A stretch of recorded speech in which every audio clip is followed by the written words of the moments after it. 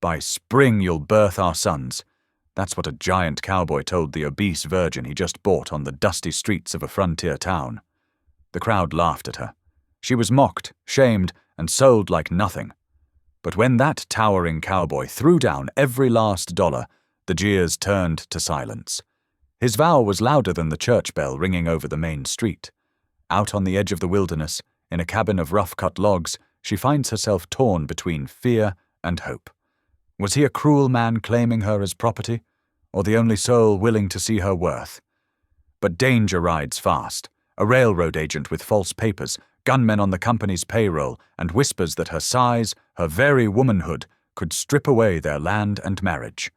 And then, an Apache boy wounded in the snow brings a secret no one expected, a secret that could unite enemies or set the plains on fire. Now she must decide. Will she stay silent and lose everything, or rise up and fight for love, land, and the family promised to her? Question: when the law, the railroad, and the whole town stand against her, can one mocked woman truly become the heart that saves them all? Before we begin, drop a hello in the comments. Share your corner of the world and how you're feeling today. It's a beautiful thing to witness how stories can connect us across oceans, languages, and lives.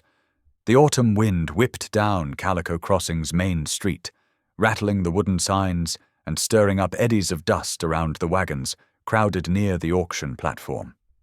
Mary Beth Collins stood atop the rough planks, her shoulders hunched against more than just the cold. The jeers of the townspeople cut deeper than the raw afternoon air. "Ain't no man gonna want that one," someone called from the crowd. "She'd eat him out of house and home." Mary Beth's cheeks burned as she kept her eyes fixed on her worn boots. Her father stood beside her, hat crumpled in his trembling hands, muttering, "I'm sorry, girl.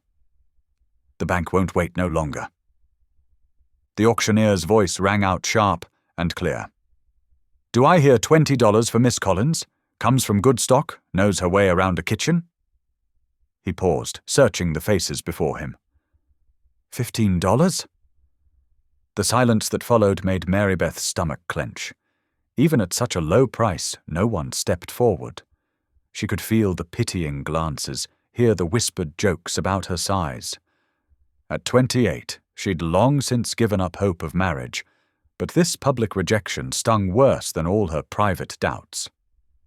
$10? The auctioneer's voice held a note of desperation now.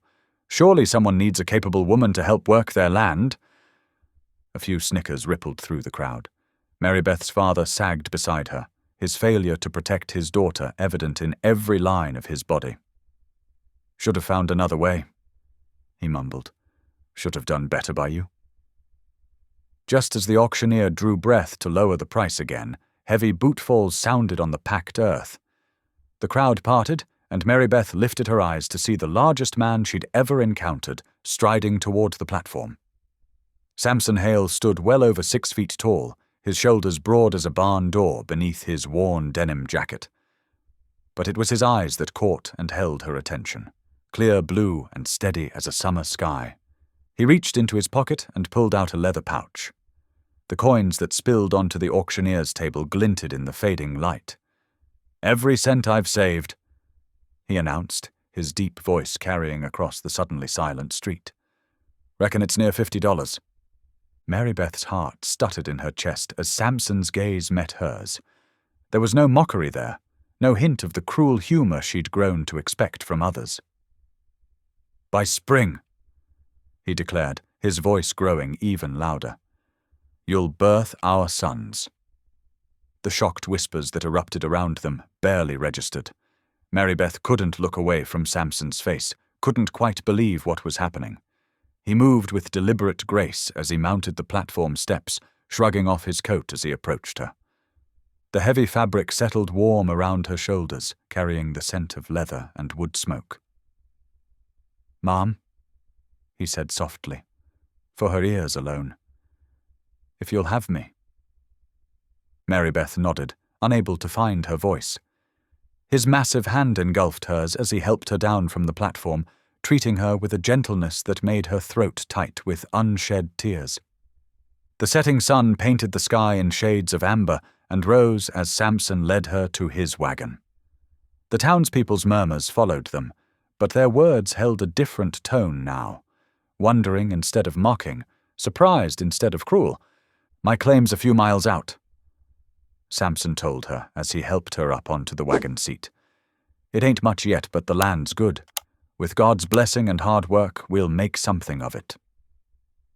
Mary Beth clutched his coat closer around her shoulders, stealing glances at his profile as he clicked to the horses. The strong line of his jaw, the quiet confidence in his bearing, everything about him spoke of stability, of purpose. For the first time in years, she felt something unfurl in her chest that felt remarkably like hope. Behind them, Calico Crossing grew quiet as the crowd dispersed. The auction platform stood empty now, but what had happened there would be talked about for months to come. How Samson Hale had transformed a moment of public shame into something else entirely. Something that hinted at the possibility of joy. The wagon wheels creaked beneath them as they headed out of town, toward whatever future awaited them. Mary Beth's heart still raced, but the trembling in her hands had stilled. She didn't understand why this mountain of a man had chosen her, but his quiet strength beside her felt like an anchor in a storm she hadn't even known she was weathering. The wagon lurched over another rut in the road, making Mary Beth grip the wooden seat tighter. Twilight painted the prairie grass in deepening shades of purple and blue. She opened her mouth several times, trying to find words, but each attempt died in her throat. The events at the auction platform still felt like a dream, or perhaps a fever vision born of desperation. "Miss Collins." Samson's deep voice broke through her thoughts. "I reckon you might be wondering about what I said back there." She nodded, not trusting her voice. His massive form was solid beside her, his shoulders blocking the chill wind. "Didn't mean no insult by it," he continued, his hand steady on the reins. "Just spoke plain truth as I see it. Been watching you these past months when I'd come to town for supplies. Seen how you handle yourself. Quiet-like, but strong inside. That's what a man needs out here. A wife with strength in her soul." The lantern swinging from the wagon's frame cast shifting shadows across his face. Mary Beth studied his rough hands, noting the scars and calluses that spoke of honest work. When he turned to check their path, she caught glimpses of his eyes, softer than his weathered exterior would suggest. "The Lord led me to you," he said simply. "Been praying for guidance, and when I heard about today's auction..." He shook his head. "Couldn't stand by and watch good folk brought low by bad fortune." Night settled fully around them as they continued their journey. The steady clip-clop of hooves and creak of wagon wheels became a rhythm that slowly calmed Mary Beth's racing thoughts. After several more miles, Samson guided the team toward a creek bed where cottonwoods stood dark against the star-filled sky. "We'll rest here tonight," he announced, setting the brake. "Still got a fair piece to travel tomorrow." He helped her down from the wagon with the same careful courtesy he'd shown earlier. While Mary Beth stood uncertain, Samson moved with practiced efficiency, setting up a small camp. Soon a fire crackled cheerfully, and the smell of coffee mingled with warming beans. "Ain't fancy," he apologized, handing her a tin plate. His eyes held no judgment as she accepted it, unlike the townspeople who had always watched and whispered about her appetite. "But it's hot and filling." As they ate, Samson explained more about his plans. "Got me a claim out past Thunder Butte. Good water, fertile soil, just needs working. Some say the land's contested, but I aim to deal fair with any who have prior claim." He paused, stirring the fire. "Won't lie to you, it's rough country. Town's near 3 days' ride in good weather." Mary Beth found her voice at last, though it came out barely above a whisper.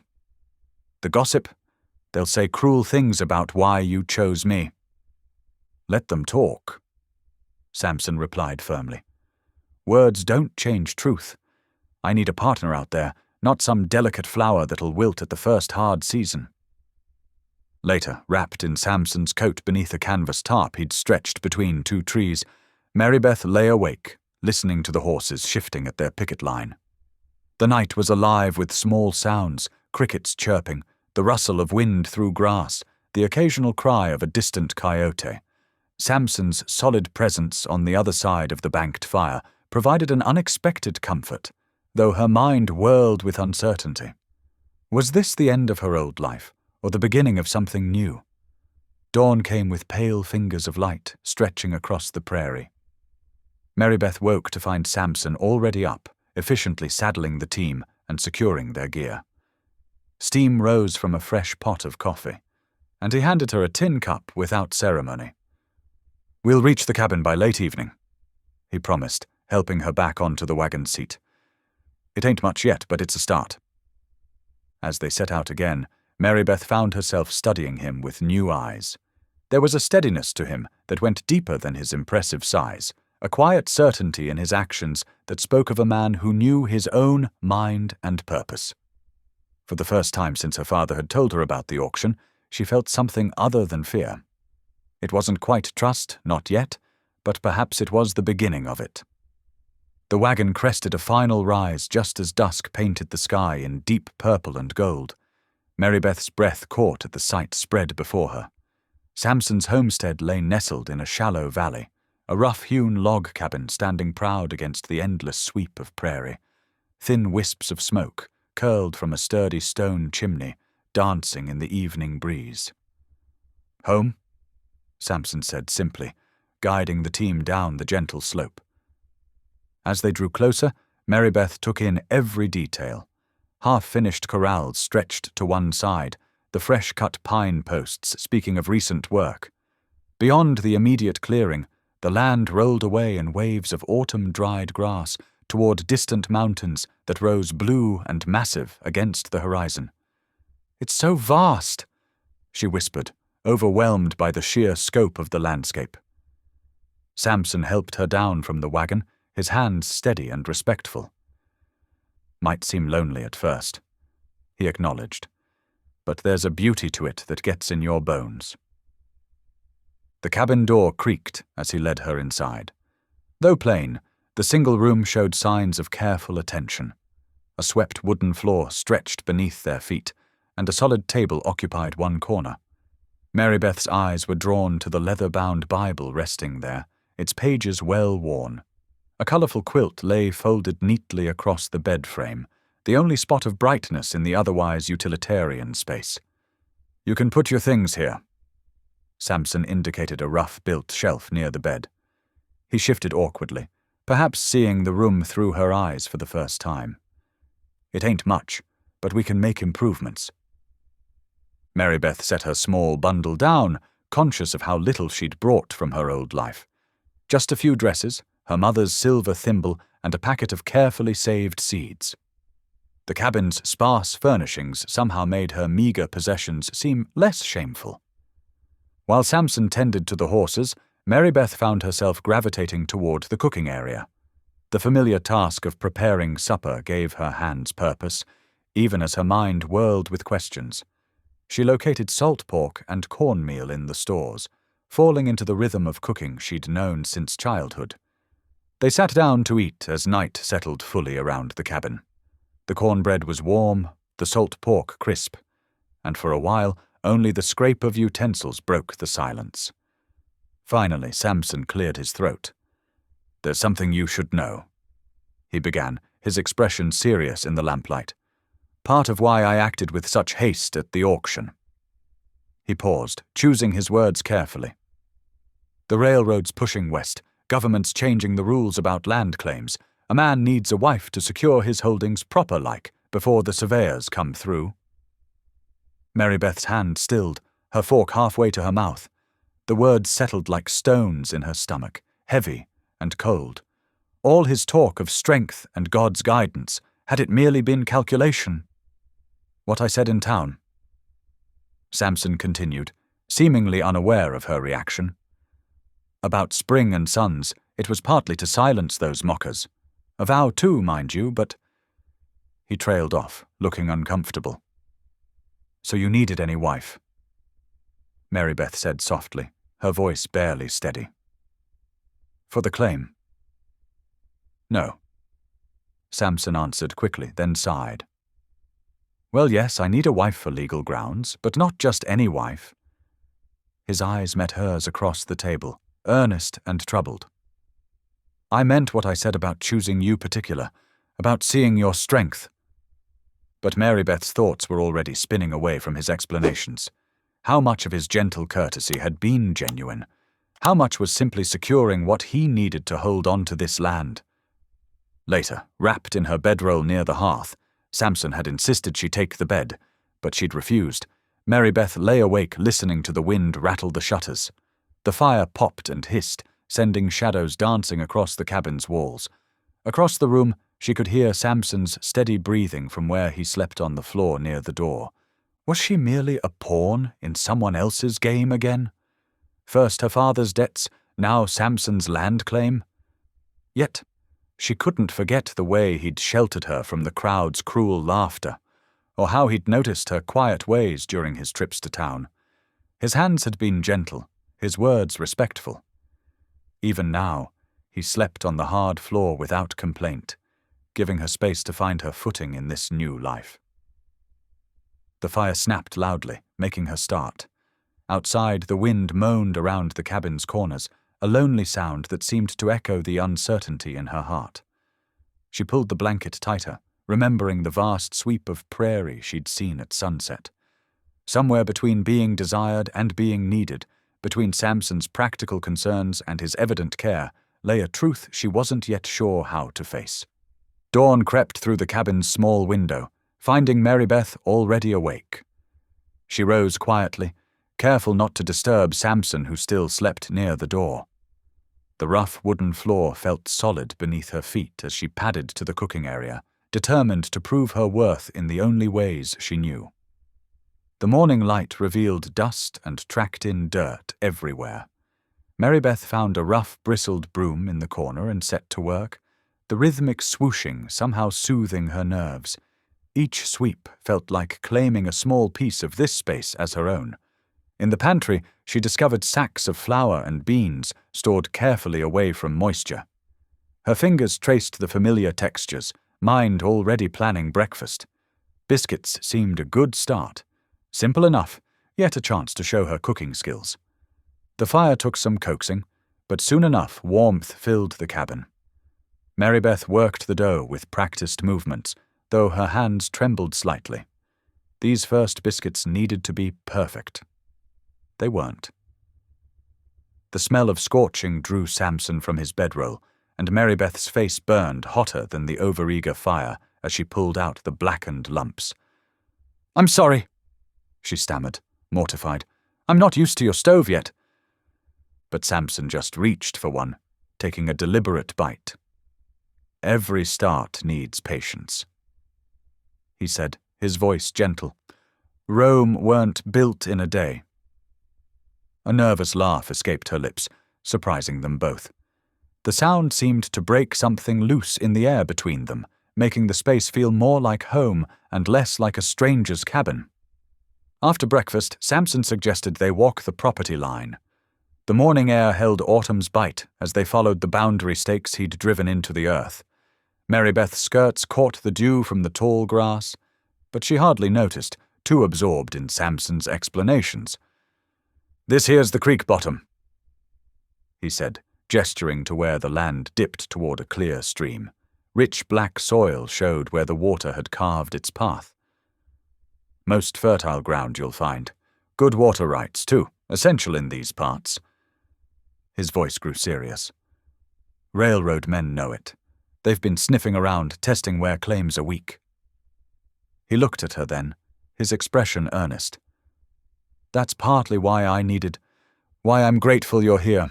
A married homesteader's claim stands stronger." Before Mary Beth could respond, hoofbeats approached. They turned to see a lean figure on horseback picking his way through the grass. Samson's hand went to his belt, relaxing only when the rider drew close enough to recognize. "Reverend Carow," Samson called out. "You're far from town."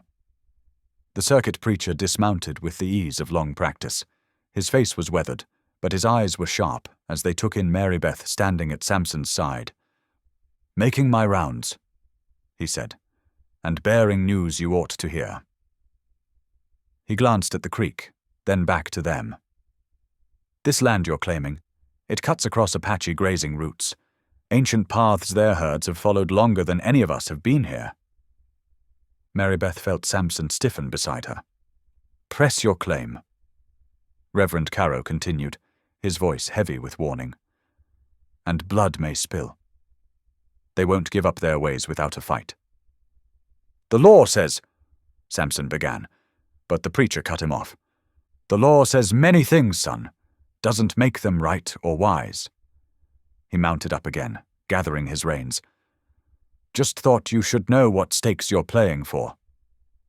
With a touch of his hat brim to Marybeth, he turned his horse and rode away. The rest of the day passed in a strange haze for Marybeth. She went through the motions of cooking and cleaning, but her mind kept returning to the preacher's words. The weight of her situation pressed down harder with each passing hour.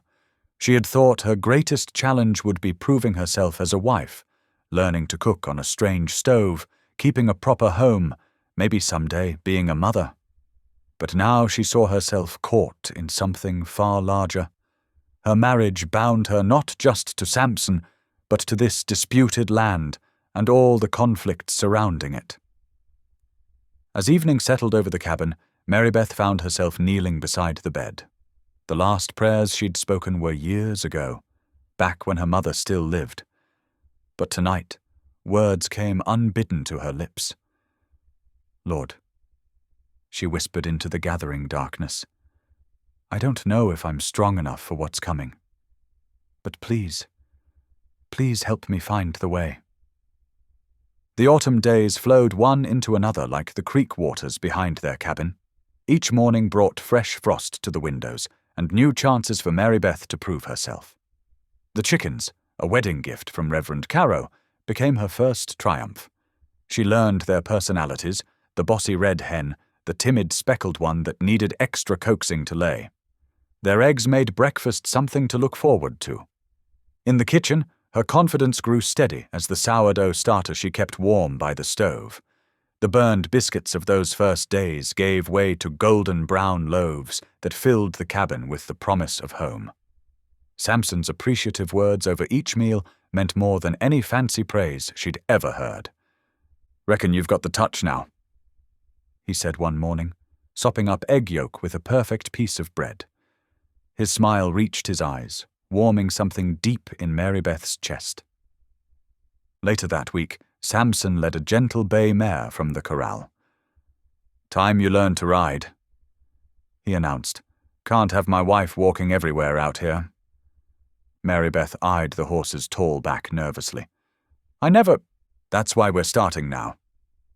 He adjusted the stirrup, then held out his hand. "Trust me." She did, she realized. His strong hands steadied her as she mounted, then guided hers to the reins. "Feel how she moves," he instructed. "Let your body follow."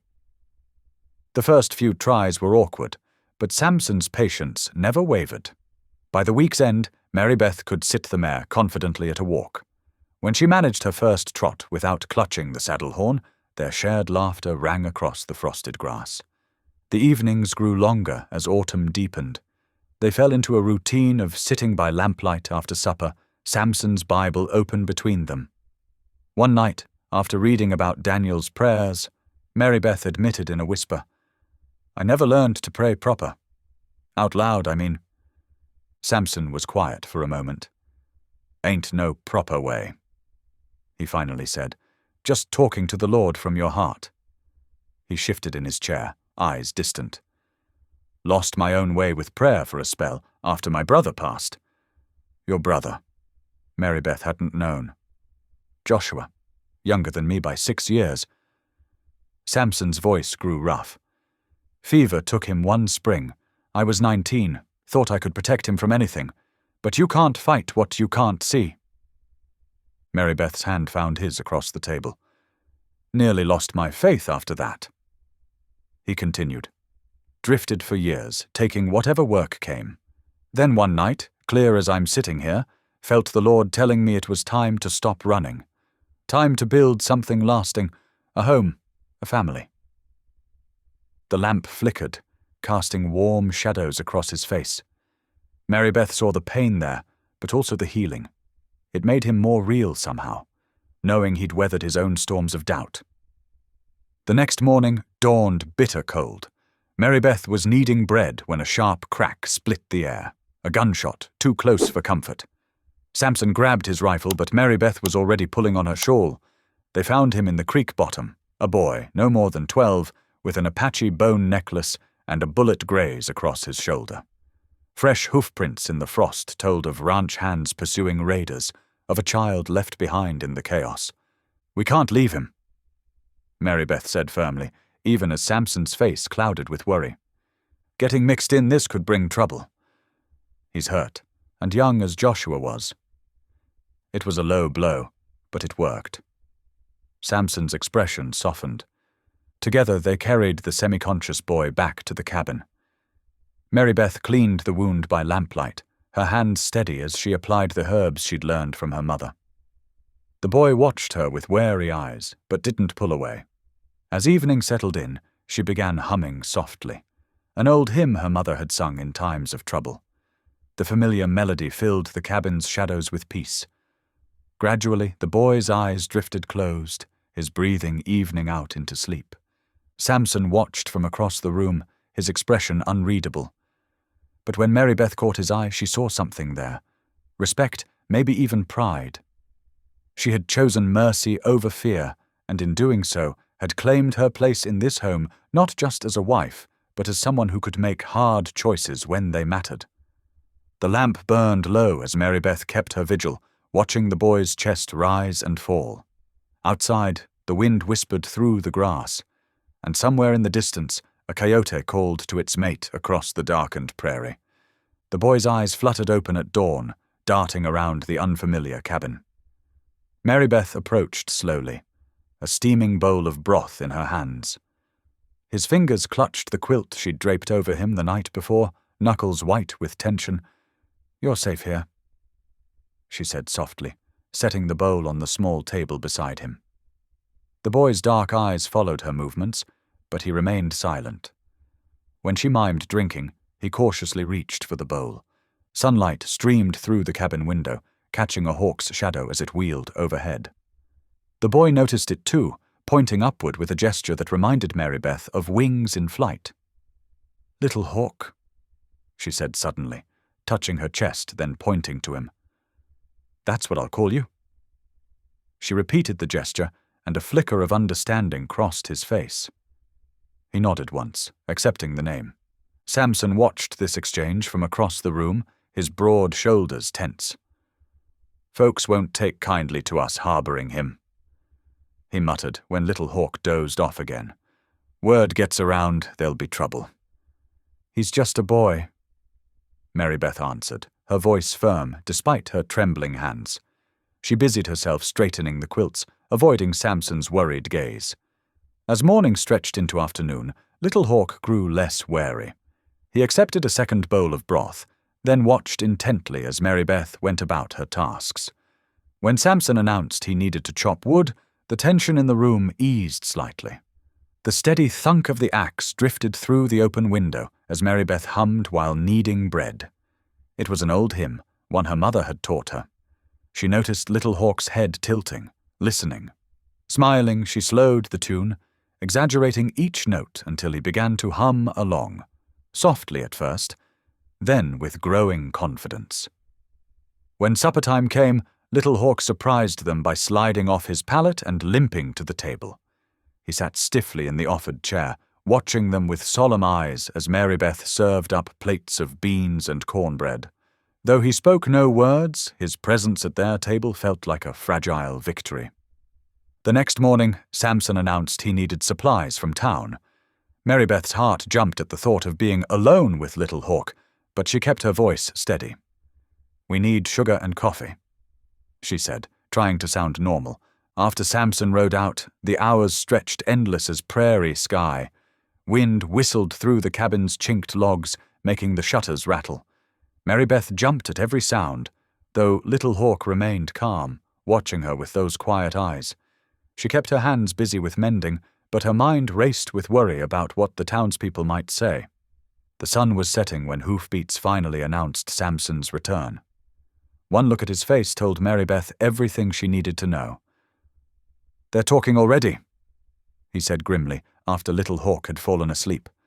"Down at the mercantile, heard whispers about us harboring savages." His fists clenched on the table. "Reverend Caro tried defending us, but some folks won't hear reason." Marybeth's hands shook as she poured coffee. What should we do?" Samson was quiet for a long moment, staring into the fire.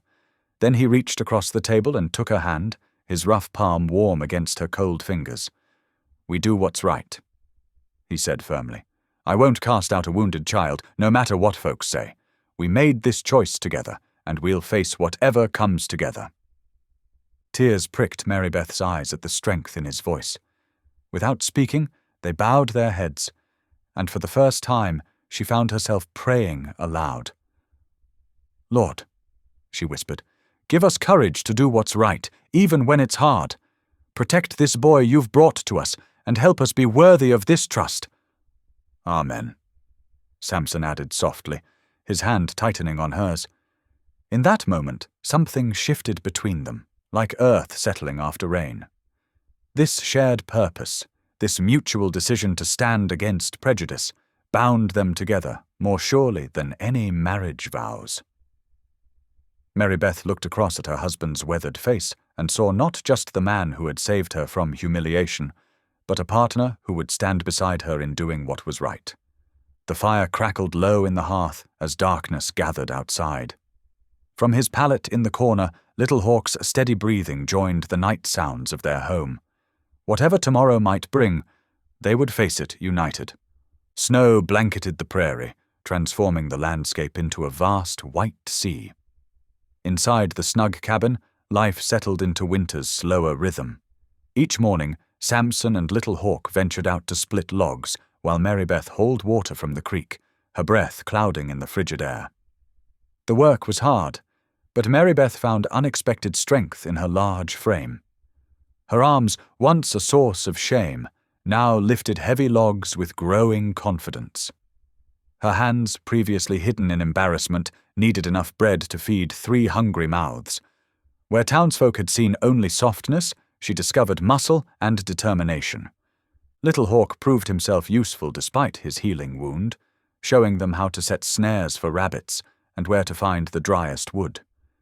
He moved through the snow like a shadow, quiet but ever-present, becoming as much a part of their daily life as the cream settling on morning milk.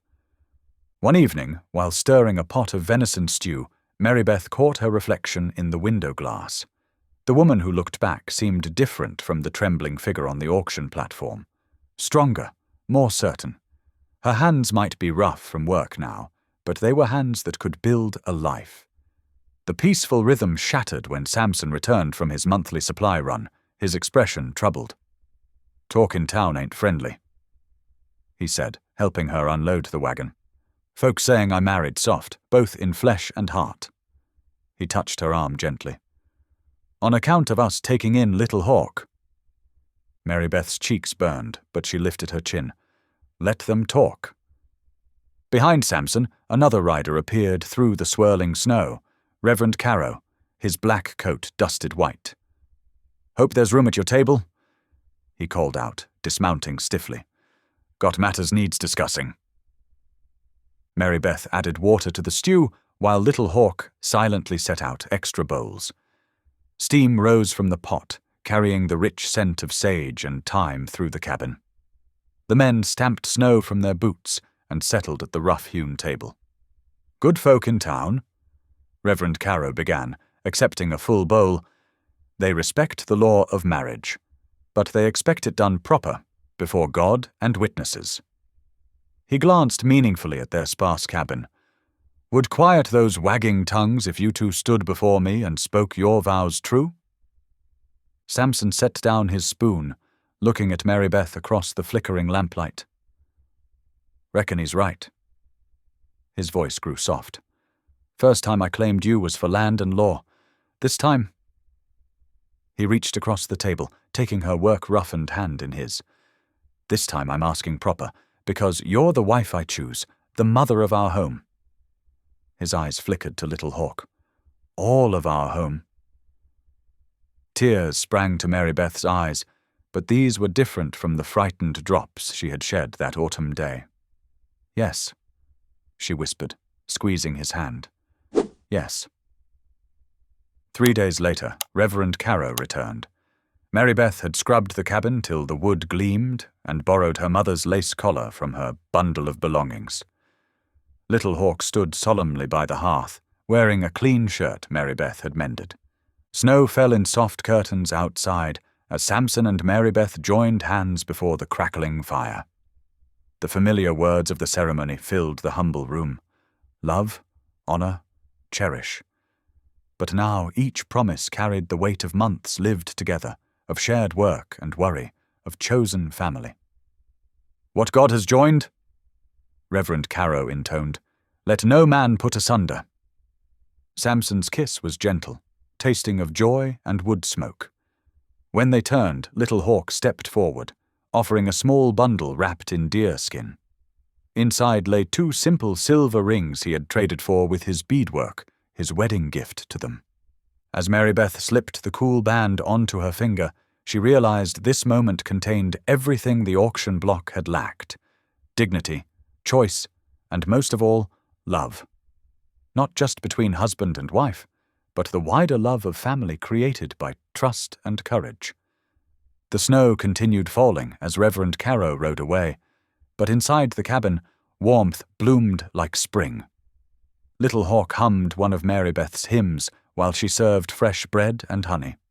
Samson's hand found hers across the table, their new rings catching the firelight.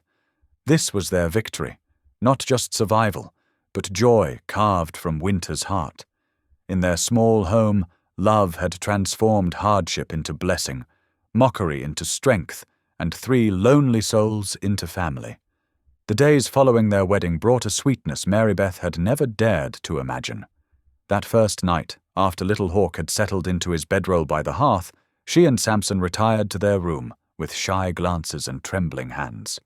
The awkwardness of new lovers melted slowly into tender discovery, each touch a revelation of trust and acceptance. When Samson's calloused fingers traced her cheek in the darkness, Mary Beth felt beautiful for the first time in her life. Dawn found her eager to rise, stoking the cook fire before anyone else stirred. She hummed hymns under her breath, songs she'd once been too timid to voice, while kneading dough for fresh biscuits. The familiar motions held new joy, each task a gift she could offer her family. When Samson and Little Hawk emerged from sleep, drawn by the smell of coffee and frying salt pork, their appreciative smiles warmed her more than the crackling fire. The winter days settled into a rhythm sweet with purpose. Samson worked from sunup to sundown, expanding the corral to hold the cattle he planned to purchase come spring. The sound of his axe rang steady through the crisp air, punctuated by the thud of posts being driven into the frozen ground.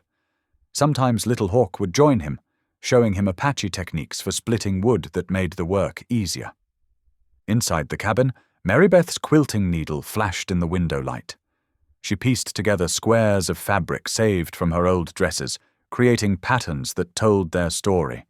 The deep blue of Samson's coat from that first day, the warm brown of Little Hawk's eyes, the creamy white of fresh hope.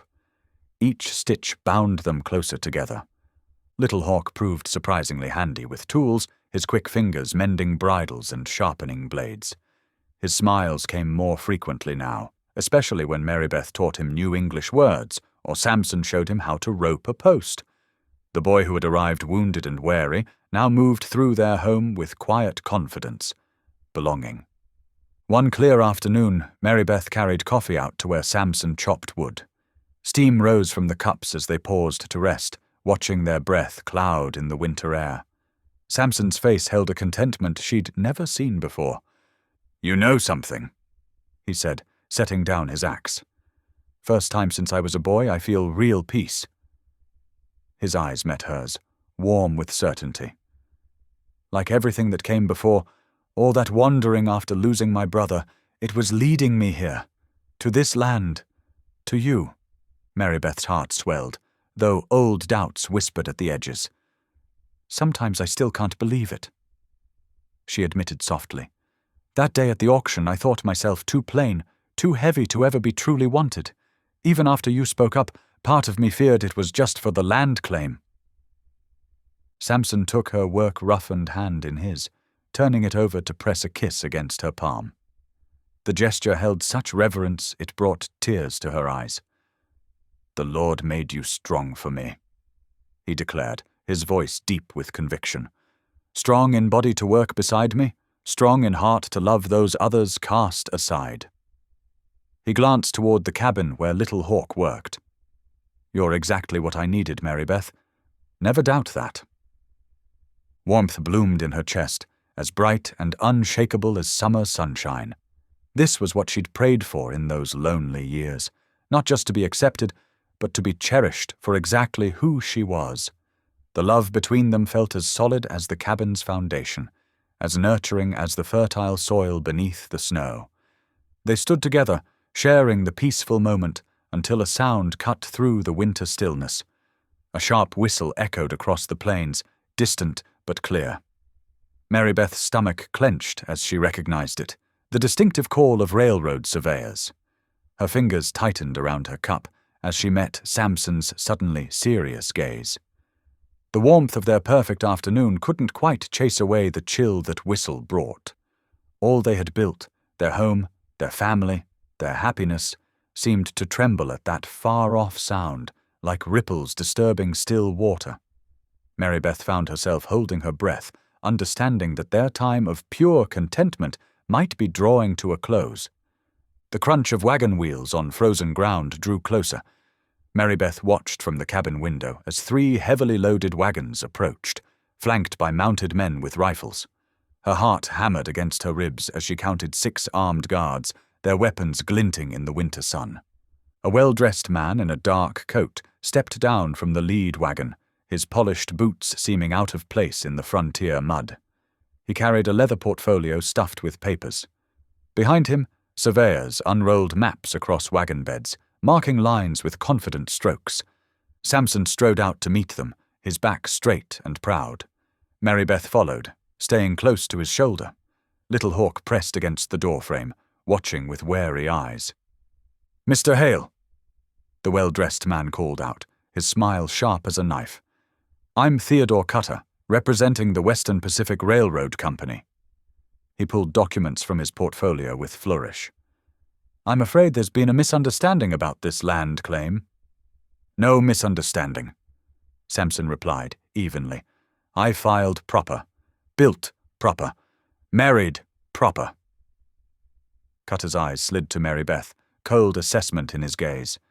"Ah, yes, your wife." His lip curled slightly.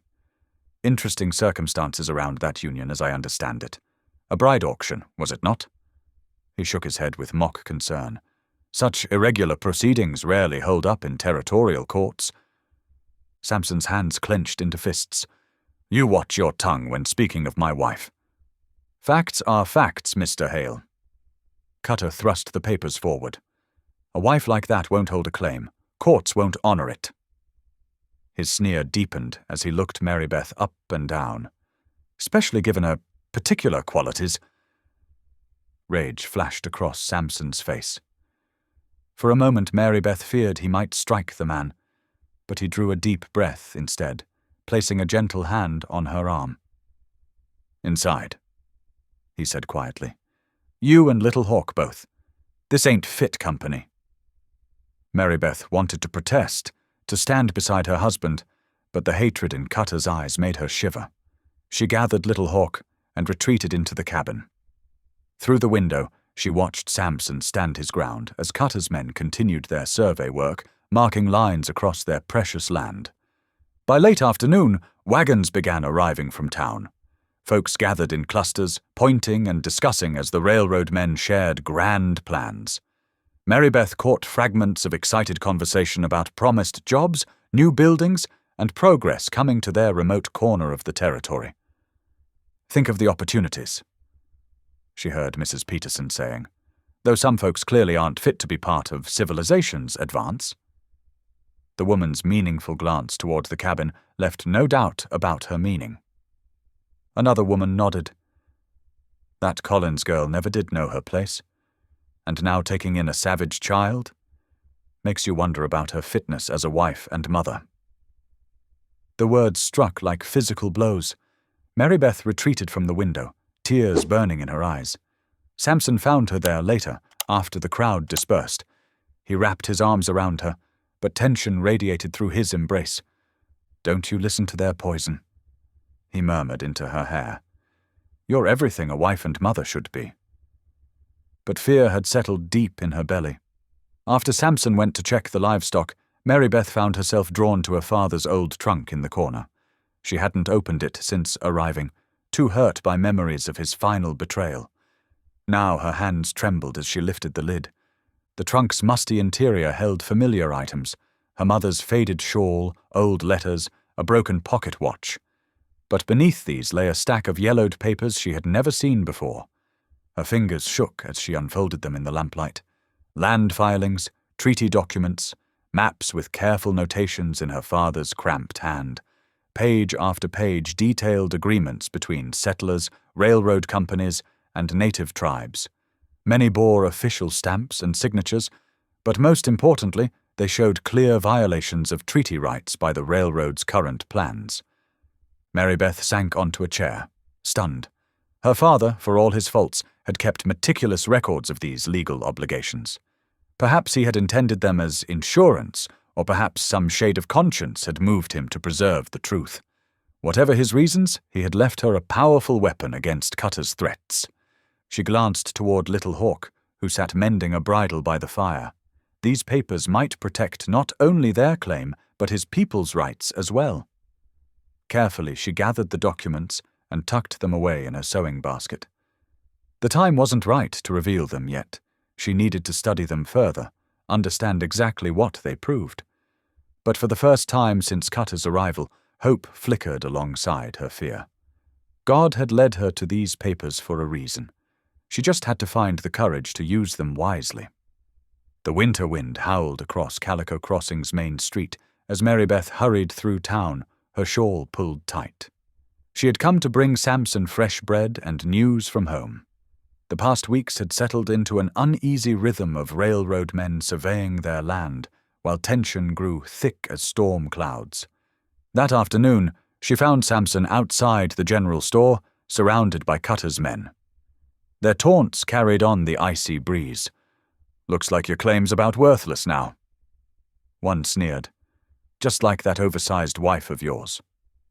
Samson's face darkened. "I warned you about speaking of my wife." "Or what?" Another man stepped closer. "You'll hide behind more Indian children?"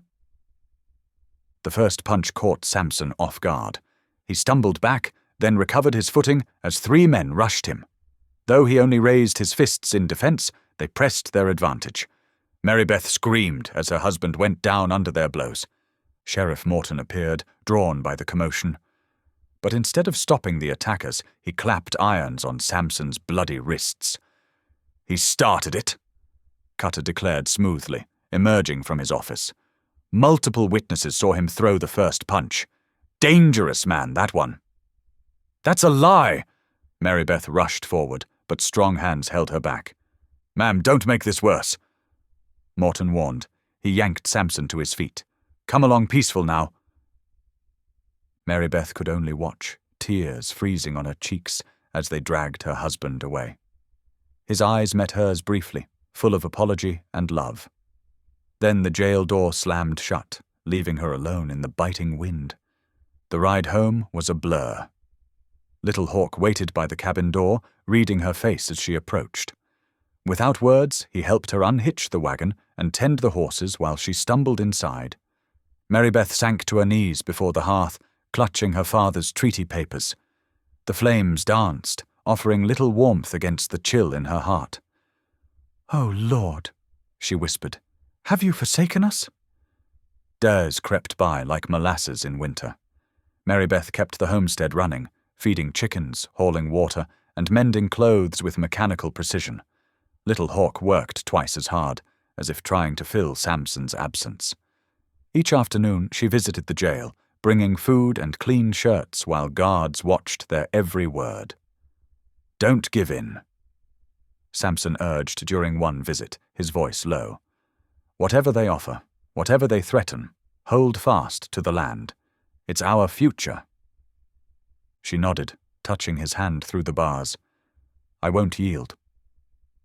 Sunday morning found her in the small church, Little Hawk beside her despite disapproving glances. Reverend Caro preached about Daniel in the lion's den, but Mary Beth barely heard. Her mind swirled with worries about Samson, their land, their dream crumbling like dry earth. Behind her, whispers scratched like thorns. "Poor thing won't last the month. Railroad'll take everything. Never should have married above her station." The weight of their judgment pressed down until she could hardly breathe. Desperation rose like flood waters. Without conscious thought, Mary Beth rose from her pew. "Lord," her voice trembled but grew stronger, "give me courage to stand when men sit in cells." Tears streamed freely now. "Show me the path when darkness crowds close. Grant me strength to defend what you have blessed." The congregation sat frozen. No one had ever interrupted service with spontaneous prayer before. Some faces showed shock, others scorn, but Little Hawk stood beside her, his small hand finding hers. "Mother," he said clearly, the first English word he had spoken in public. The simple declaration rang through the stunned silence. Mary Beth squeezed his fingers, drawing strength from his trust. In that moment, clarity washed through her like spring rain. God hadn't abandoned them. He had been preparing her all along. Every trial, every mockery she had endured had built toward this moment. The treaty papers in her sewing basket were not just documents, but tools of justice. Little Hawk was not just a wounded boy, but a bridge between peoples. And she herself was not the worthless woman they claimed, but a wife chosen by God to stand against greed and prejudice. She remained standing as Reverend Caro resumed his sermon, her back straight and proud. Let them whisper. She had found her voice at last, and with it, the courage to use it. Mary Beth tucked her father's papers into her sewing basket the next morning, wrapping them carefully in clean cotton. The worn leather of her boots creaked as she made her way to the church, where Reverend Caro kept his study. She found him organizing his sermon notes, morning light streaming through dusty windows. "Reverend," she said softly, "I need your counsel." His weathered face softened at her earnest tone. "Of course, Mrs. Hale." Mary Beth spread the yellowed documents across his desk. Her fingers trembled slightly as she smoothed their creases. "These were my father's. He kept records of land agreements between settlers and the Apache people." Caro adjusted his spectacles, leaning forward to study the careful script. His expression grew grave as he turned each page. "These are more than simple records, Mrs. Hale. These outline specific protections guaranteed by treaty." He tapped one paragraph firmly.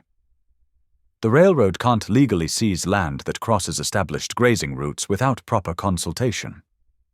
"Then they're breaking the law?" Hope fluttered in her chest. "Indeed they are." He gathered the papers with reverent care. "These could force Mr. Cutter to halt his plans, at least until proper hearings are held." Mary Beth's next stop was the small adobe house where Mrs. Alvarez lived. The widow had earned respect from both settlers and natives through years of fair trading. Her dark eyes sparked with interest as Mary Beth explained the situation. "Many here resent the railroad's heavy hand," Mrs. Alvarez said, pouring strong coffee into tin cups. "They promise progress but bring only greed. I know families who will stand with you, especially after your courage in church." She patted Mary Beth's hand. "Leave it to me. I will gather those we can trust." That evening, Little Hawk approached Mary Beth as she prepared supper. He spoke carefully in his improving English. "I go to my people. Tell them of Mother's heart, Mother's wisdom." His eyes held determination. "They will listen, better than fighting." Mary Beth pulled him close, her throat tight. "Be careful, my son." After he slipped away into the gathering dusk, Marybeth sat beside the fire. She pulled out Samson's Sunday coat, finding comfort in the familiar rhythm of needle and thread. The fabric was worn but still strong, like their love. "I won't let them break us," she whispered, stitching carefully. "Your name will stand proud on this land." The fire crackled softly, witnesses to her quiet vow. Days passed in careful preparation. Little Hawk returned with word that his people would hear her case before choosing action. Mrs. Alvarez gathered a small but determined group of supporters. Finally, Marybeth and Reverend Caro took their evidence to the county clerk. The clerk's office smelled of dust and old paper. Mr. Cutter was there, his smooth manner cracking when he saw them enter. The clerk examined the treaty documents with painstaking slowness, while Cutter's face grew steadily redder. These raised serious questions about the railroad's claim. The clerk finally announced, "All proceedings must halt until these matters are properly reviewed." "This is outrageous!" Cutter slammed his hand on the desk. "You can't let this woman's pathetic maneuvering delay progress."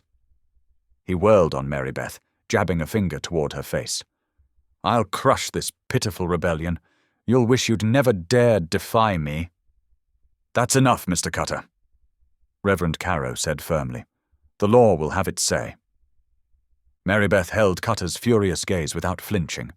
The frightened woman from the auction platform was gone, replaced by someone stronger, someone worthy of Samson's faith and Little Hawk's trust. The walk home was long through deepening snow. Her feet were heavy, her body ached from tension, but her spirit stood unbroken.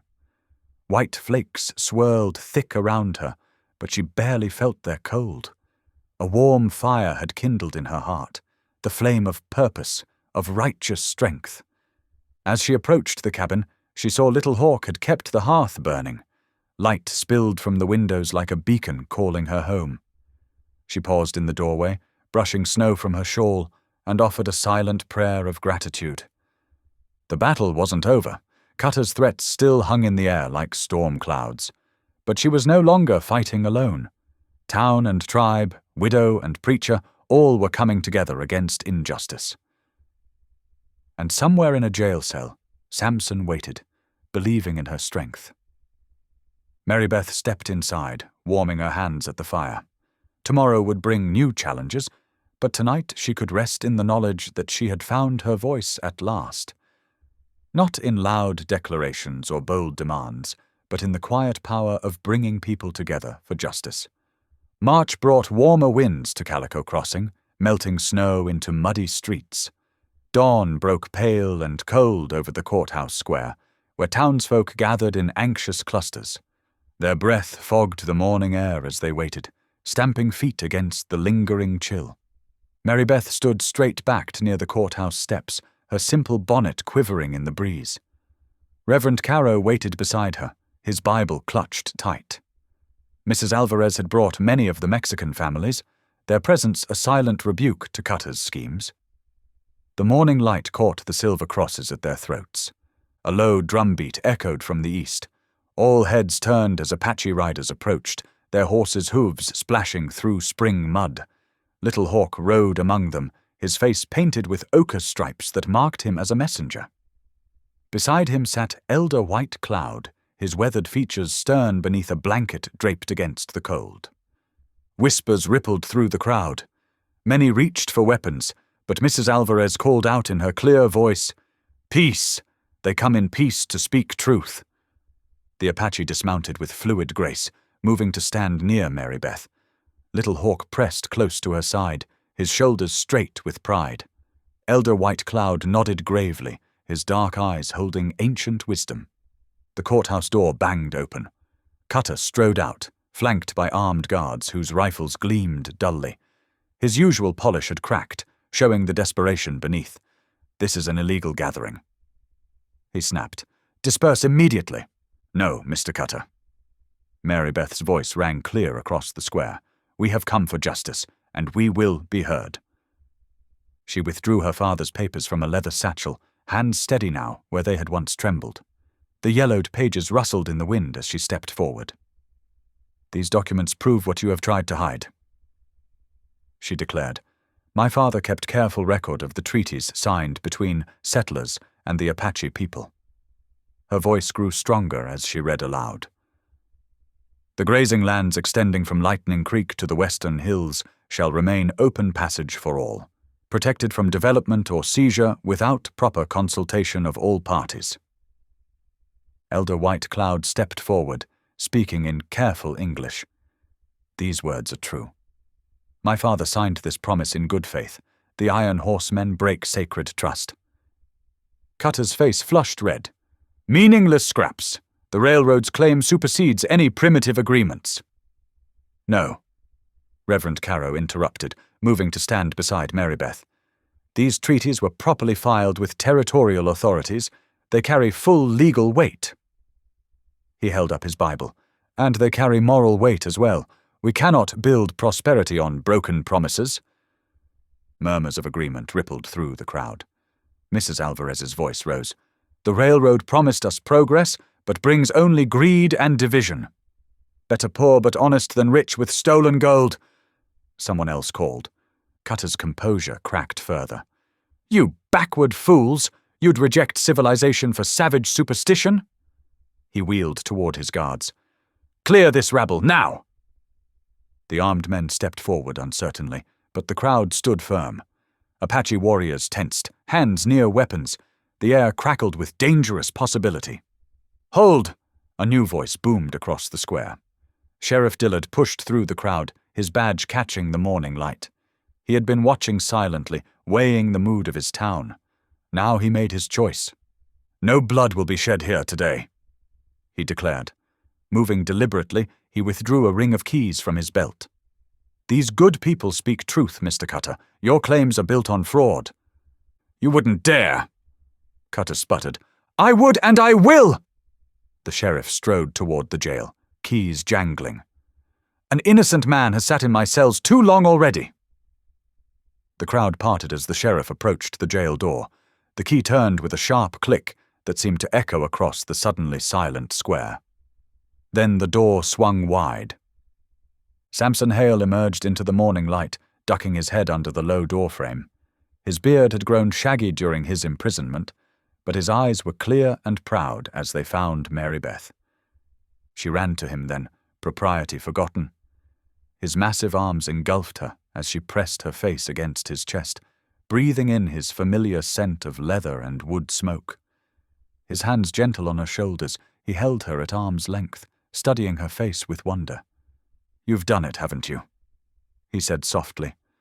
Found a way to bring peace where I could only make war. We did it together, she whispered. All of us. She gestured to the gathered crowd, settlers and Apache, merchants and farmers, all standing united. Cutter's voice cracked like a whip. This isn't over! My men will... He turned to find his guards backing away, reading the mood of the crowd. Their rifles lowered as they edged toward their horses. It is over, Samson rumbled, one arm still around Marybeth as they faced Cutter together. The land belongs to those who respect it, not those who would tear it apart for profit. A cheer went up from the crowd, starting soft, then swelling like spring thunder. Mrs. Alvarez began singing an old hymn, her voice soon joined by others. Apache drums took up the rhythm, blending with the melody in strange harmony. Marybeth's legs went weak as tension drained away. She sagged against Samson's solid strength, tears of relief spilling down her cheeks. His arms tightened protectively around her as Cutter and his men mounted up and rode away, defeated by the unity they had tried to destroy. Little Hawk pressed close, his young face shining. Mother strong, he said simply. Mother bring peace. Elder White Cloud approached, his ceremonial blanket billowing in the wind. He spoke briefly in Apache, then in English. The people remember those who keep faith. Your name will be honored among us. Reverend Caro stepped forward, laying one hand on Marybeth's shoulder and the other on Little Hawk's. The Lord works in mysterious ways, he said, smiling, using the least expected to teach the greatest lessons. The morning sun broke fully free of the horizon then, painting the courthouse square in gold. Townsfolk and Apache alike lingered, sharing coffee from Mrs. Alvarez's pot, speaking softly of spring planting and shared grazing grounds. Ancient barriers began to crumble in the warmth of new understanding. Marybeth remained in the circle of Samson's arms, watching the scene with quiet joy. She was no longer the frightened woman who had stood on an auction block in autumn. Faith and love had transformed her, revealing strength she had never known she possessed. The wind caught her bonnet again, but she didn't reach to secure it. Let it dance like her heart, free and unafraid at last. The simple ribbon that had once seemed to mark her as plain and unwanted now fluttered like a banner of victory in the morning breeze. Samson pressed a kiss to her temple. "Let's go home," he murmured. "There's spring planting to be done." She nodded, gathering her father's precious papers. The documents had served their purpose, not just protecting the land, but building bridges between peoples. Now they could return to the quiet work of making their home and family flourish on soil sanctified by justice. The crowd parted respectfully as they made their way to their wagon. Little Hawk ran ahead to check the horses, while Samson helped Marybeth up to the seat. As they drove away, cheers and blessings followed them, English, Spanish, and Apache mingling in a chorus of hope. Peace had been won, not by force of arms but by force of faith. Marybeth's courage in standing for truth had united those long divided. The land would be shared, not seized, and love, like spring itself, would have its season to grow. The land awakened slowly from winter's grip. Streams of melting snow carved ribbons through lingering drifts, and the prairie air grew heavy with the promise of spring. At the Hale homestead, life bloomed anew with each passing day. Marybeth stood in the doorway of their cabin, watching Samson and 3 town men wrestle with fence posts along their property line. The wooden rails that Cutter's men had torn down, in spite, now rose again, stronger for the shared labor of neighbors. Her hand absently traced the rough-hewn doorframe, remembering how different everything had felt just months ago. "Murray!" Little Hawk's voice carried across the yard. He had taken to splitting her name into 2 distinct syllables, making it sound like music. The boy trotted up, pointing eagerly toward the horizon. "Riders coming." She shaded her eyes against the morning glare. A small group approached on horseback, their blankets bright splashes of color against the dun prairie. "Your people," she said warmly, and Little Hawk's face lit with pride. Samson straightened from his work, wiping sweat despite the cool air. He moved to stand beside Marybeth as the Apache riders drew near.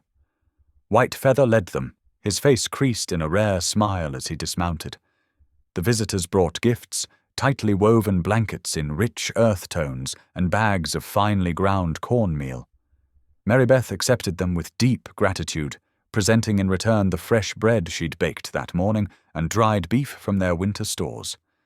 The simple exchange felt sacred somehow, like a seal on the peace they'd all fought to preserve. Inside the cabin, Marybeth served coffee in her best cups, wedding gifts from Mrs. Alvarez. The Apache women admired her quilting, while the men discussed grazing patterns with Samson. Little Hawk moved easily between both groups, translating when needed, but mostly just basking in the warmth of 2 worlds meeting in harmony. As she watched them all gathered around her hearth, Marybeth felt tears prick her eyes. This was family, not bound by blood, but by choice and trust. White Feather's wife noticed her emotion and squeezed her hand, speaking soft words that needed no translation. Later that afternoon, as the visitors departed, Samson drew Marybeth close. "Who'd have thought?" he mused. "When I bid for you that day, we'd end up with such a tribe of our own." She laughed softly.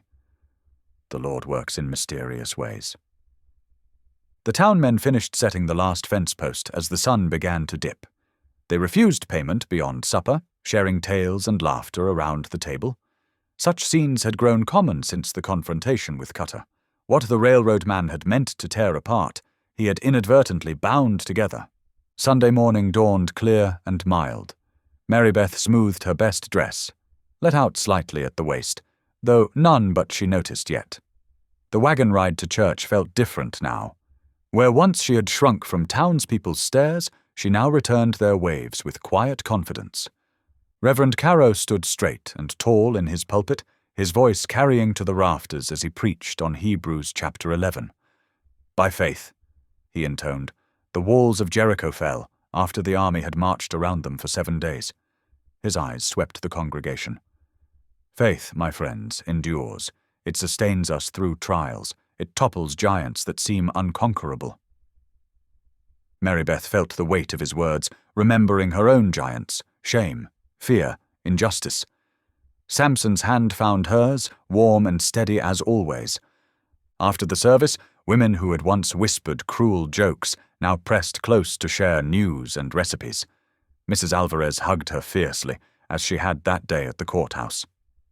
"You showed us all what faith looks like," the widow whispered. Young girls who had giggled at her size now asked shyly about her quilting techniques and Apache friends. Marybeth answered their questions patiently, remembering her own lonely youth.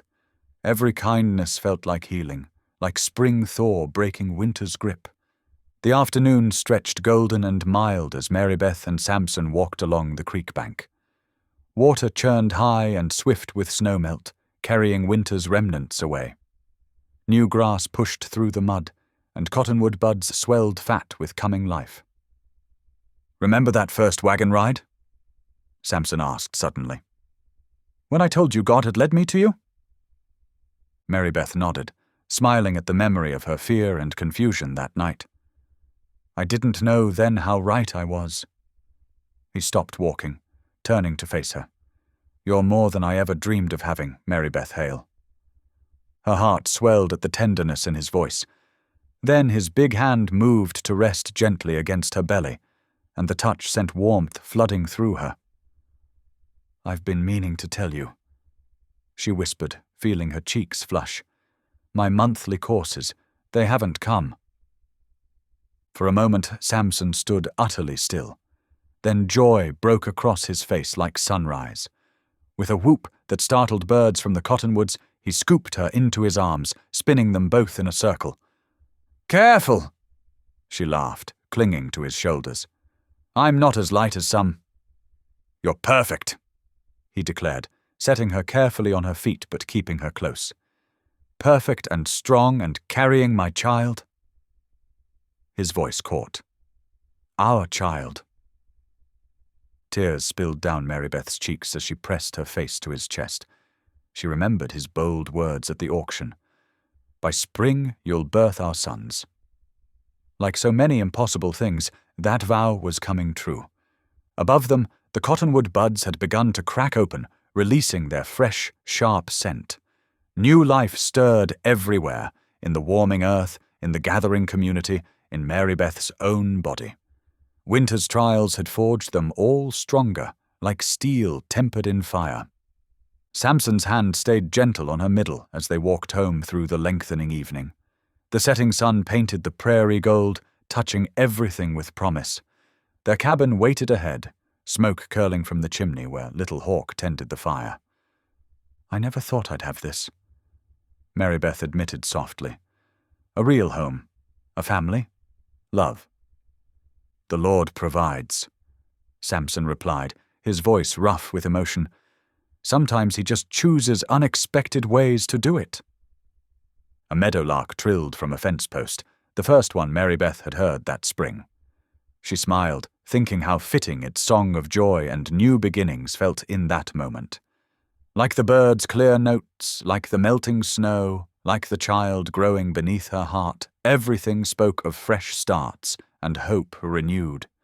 Spring burst across the frontier in a riot of color and sound. Purple wild iris and golden prairie sunflowers dotted the meadow that stretched before the Hale homestead. The morning air rang with meadowlarks trilling their joy to the warming sky, while fresh grass rippled like green silk in the breeze. Inside the snug cabin, Marybeth sat in her rocking chair by the window, letting sunlight warm her hands as she worked tiny stitches into soft cotton fabric. Her belly had grown enough now that the dress stretched slightly across it, a visible promise of new life. Bits of white cloth lay scattered around her feet as she fashioned another small gown. The steady rhythm of hammering drifted in through the open door, where Samson worked on his latest project. She paused in her sewing to watch him, his powerful shoulders bent over the half-finished cradle, taking shape under his careful hands. He'd chosen the straightest pine boards, planing them smooth as silk before joining them with expert carpenter's skill. "See how he shapes the rockers?"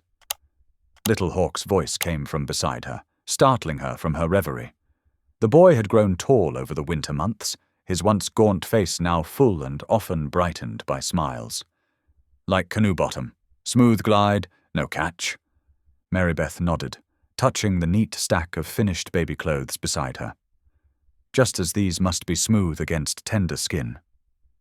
She held up the gown she was working on. "Would you like to learn this stitch? It's called a French seam, very strong." Little Hawk settled cross-legged beside her chair, watching intently as she demonstrated. His own fingers had proven clever at detailed work, whether mending tack or weaving grass into small toys. "I will teach the baby too," he declared. "Teach songs of my people, teach how to read tracks, how to speak with horses." "What a blessed child," Marybeth said softly, "to have such a teacher." Her hand strayed to her rounded middle, where the baby had taken to tumbling about in the afternoons. The sound of approaching wagons drew their attention. Through the window, they could see a line of vehicles winding towards the homestead, loaded with lumber and tools. Townspeople and Apache riders moved together, coming to help with the barn raising they'd planned for weeks. Samson straightened from his work, shading his eyes against the morning glare. "Looks like half the county's turned out," he called through the door, pleasure evident in his voice.